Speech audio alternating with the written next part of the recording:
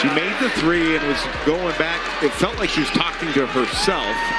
She wasn't necessarily, in my opinion here, taunting anyone. But if she makes the three and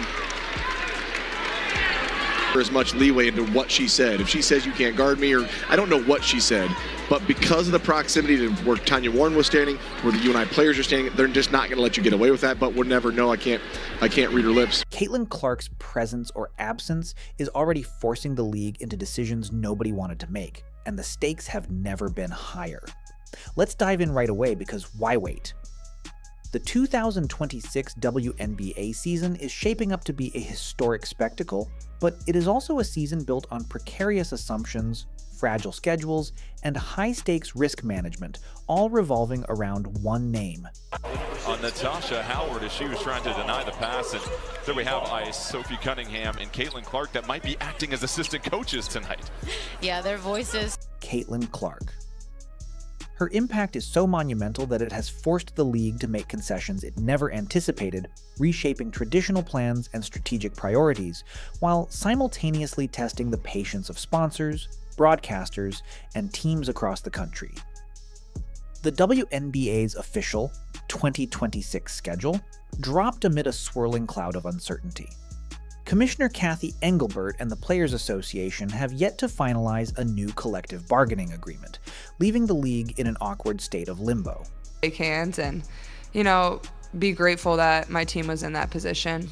That's all you can do is, hold your head high, be proud of. Technically, the season could be delayed, and yet the league moved forward, releasing dates, arena assignments, and marquee matchups. This proactive scheduling is a signal to the world that the WNBA is determined to proceed, but it is also a tacit acknowledgement that one missing piece, the full-time availability of Caitlin Clark, could unravel carefully laid plans at any moment. Caitlin Clark's rookie season left the league simultaneously awestruck and wary.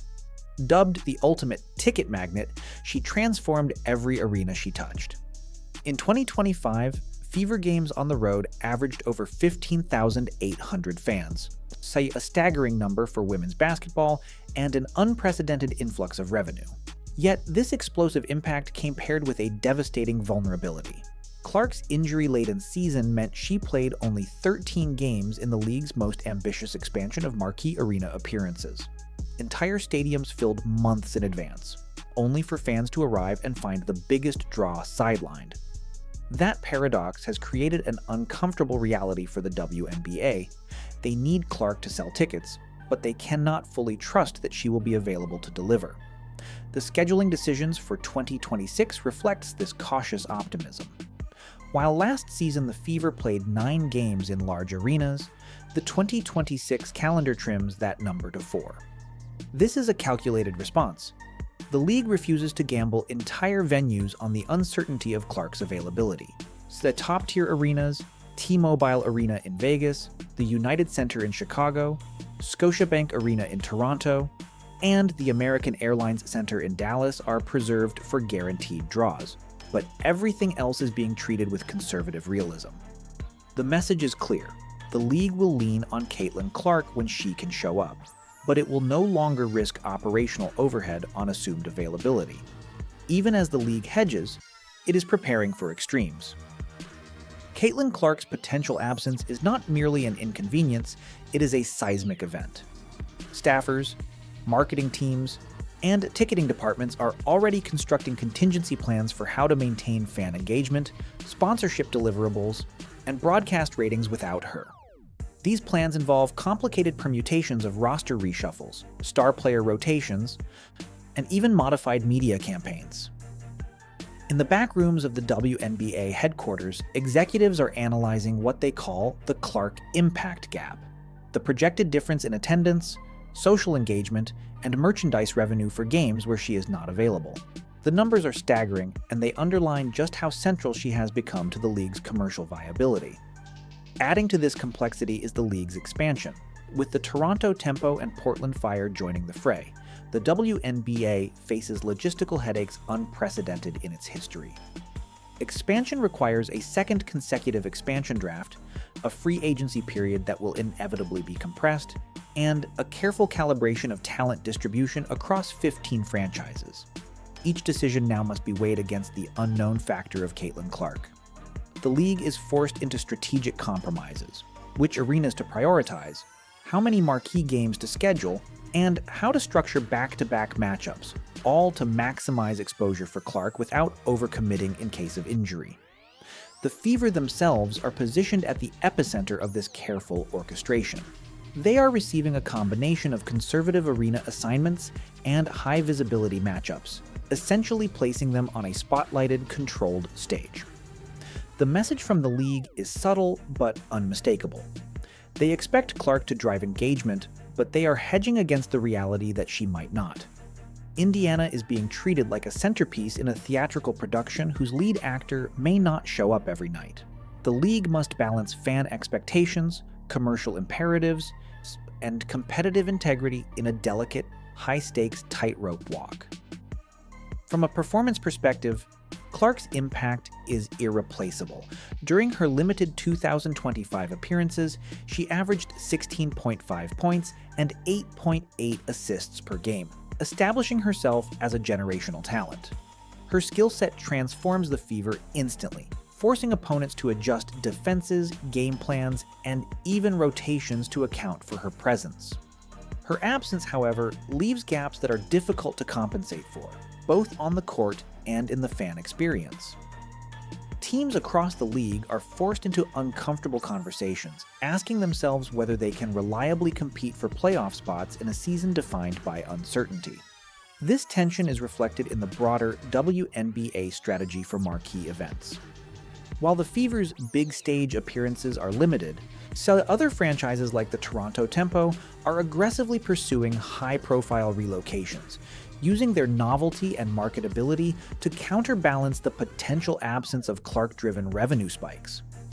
Montreal, Vancouver, and even secondary markets are being tested, creating a patchwork season in which traditional gate expectations may be upended.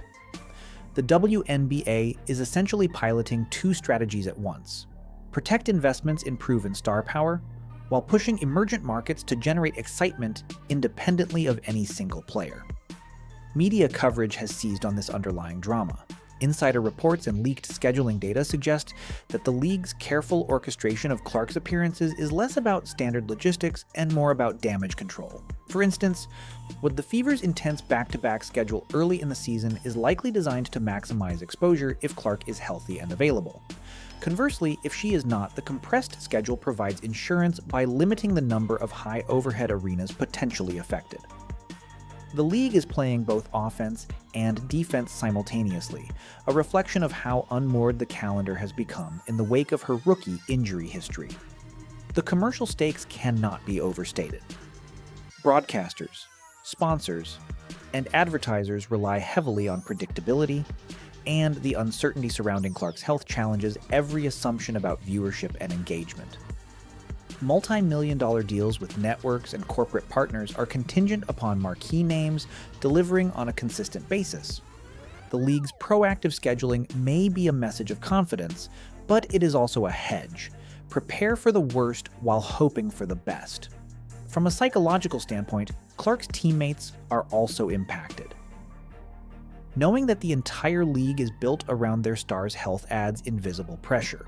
Coaches must balance playing time, training intensity, and injury prevention with the awareness that any setback to Clark could have consequences far beyond the team's immediate performance. The intensity of this oversight is unprecedented. Clark is not just a player. She is the axis upon which entire operational, financial, and competitive models spin. Even the strategic decisions around free agency and draft planning are being influenced by her projected availability. Front offices are modeling scenarios in which she may miss stretches of the season, and calculating how best to supplement her presence. Trades, signings, and roster constructions are no longer just about optimizing talent, they are about mitigating the Clark absence risk. This term, which has entered the internal WNBA lexicon, is a measure of the impact a single player's unavailability can have on attendance, revenue, and competitive balance. Few leagues have ever assigned such a measurable operational weight to a single player, and it underscores how extraordinary her influence truly is. The WNBA is also contending with the optics of this situation. Fans expect games to feature their stars, yet the league cannot publicly guarantee Clark's availability. Marketing campaigns, ticketing promises, and broadcast promotions must now be carefully worded to avoid disappointment or legal exposure. Sponsors are being consulted, contingency events are being planned, and backup talent is being spotlighted in anticipation of potential gaps.